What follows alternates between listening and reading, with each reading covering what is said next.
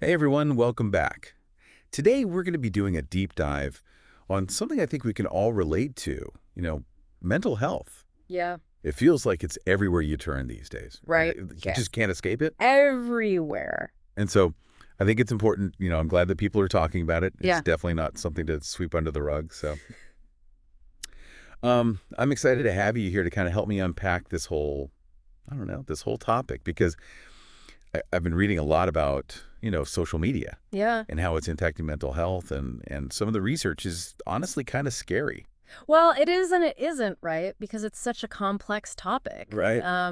And social media is a tool, and like any tool, you can use it for good or bad. So I think the big question is, how is it being used and how is it impacting us? Yeah. And that's what I'm hoping we can kind of dig into today. Like, is it friend or foe? Right. Is social media when it comes to mental health?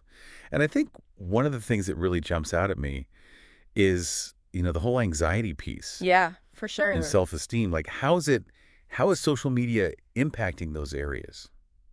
Well, I think one of the things that happens is, you're constantly being bombarded with these images and Mm. these sort of idealized versions of people's lives Yeah. that aren't always real, Yeah. right? It's like everybody's presenting their highlight reel. It's the highlight reel. And so it's easy to start comparing yourself and feeling like you're not enough. Right. Like, oh, everybody else is having these amazing vacations, or, they all look so perfect and their relationships are perfect and their bodies are perfect and their kids are perfect. And you're like, what's wrong with me? Yeah. Why am I not like that? And so that can definitely lead to anxiety and low self-esteem because you're constantly feeling like you're falling short. Totally. And it's so easy to get sucked into that comparison trap, bro. Mhm. Like you scroll, Yeah. you just see, and it's hard not to Yeah.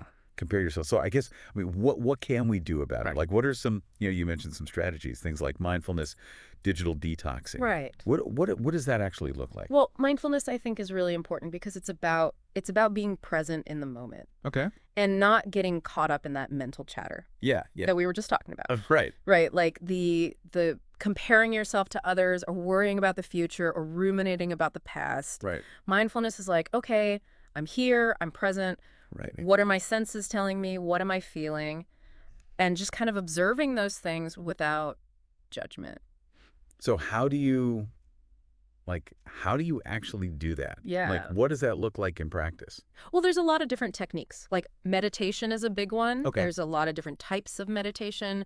You can, focus on your breath. You can focus on a mantra. Okay. You can do body scan meditations where you're just kind of bringing your awareness to different parts of your body. I've heard of those. Yeah. Heard of those? There's, walking meditation. There's all sorts of different ways to practice mindfulness, Okay. Okay. but it's really about just, like I said, that present moment awareness. Okay. So, I have to admit, I've tried like the meditation apps and stuff, Yeah. but I always struggle to stick with it. Right. Like, what advice do you have for people like me who are like, yeah, that sounds great, but Yeah.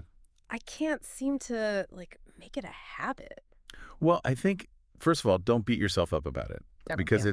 it's a practice, right? Mhm. It's not like you just suddenly become this mindful Zen master. Right. It takes time, it takes effort, but I think, starting small is really helpful. Okay. Like even just 5 minutes a day Okay. can make a difference. And, finding a time and a place that works for you. Like some people like to meditate first thing in the morning. Yeah. Some people like to do it before bed. Okay. Some people like to do it in the middle of the day. Just finding what works for you and sticking with it. Okay. And, there's also guided meditations, which can be really helpful Right. if you're just starting out. Yeah.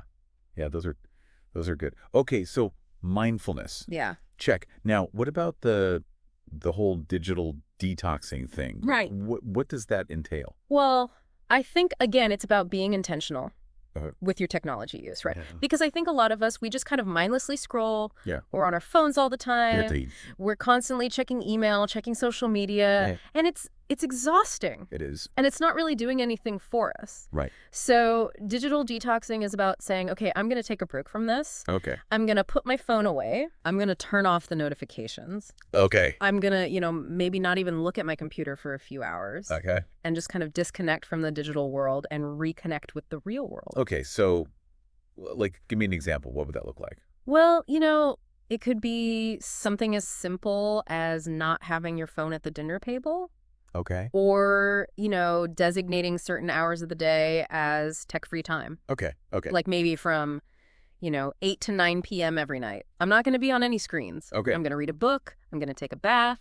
I'm going to go for a walk. Yeah. I'm going to talk to my family. Okay. Just something that doesn't involve technology. Okay. And some people, they go even further.